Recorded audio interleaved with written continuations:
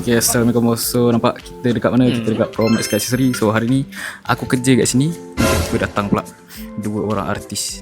Yang ni Nabil, yang ni Pak Azad. Okay, jom. So diorang tengah bincang-bincang dengan bos. Nak pasang marble floor ke, nak convert Cina pula, tepi sikit. So diorang masuk dalam bincang. Wah, you mau gaduh sama gua kan? Wah, langsirnya orang. Wah, kasih hantam-hantam you. Ayya, okay.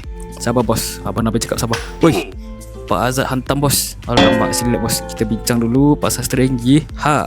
Tengok dulu barang-barang. Haji Nabil tengok dulu. Cantiknya lah marble floor ni. Strategi apa cantik. Weng. Kuya. Memang semak lah strategi hari. Cover dia tau. Curi. Dan Vin pun cantik juga. Android player ni 15.6 inci. Memang semua besar pula tu kan bang. Pasang ni bang. Inilah marble floor. Fabric design punya, new design punya untuk Haji Nabil pasang. Okay, so tengah deal lagi. Apa lagi nak pasang. So time ni aku tengah mengular lah. Sebab aku tak ada. Okay, so kita bersihkan dulu dalam kereta Nabil ni.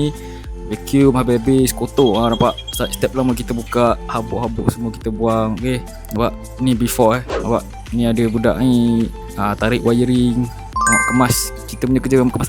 So inilah marble floor.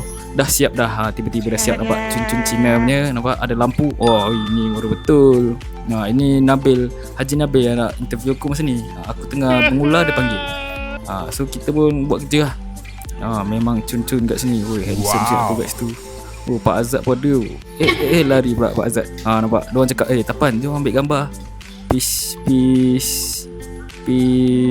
Okay, mantap. Good. Sekarang orang suruh tak nak makan lagi kan? Pergi makan lu. Sekpano.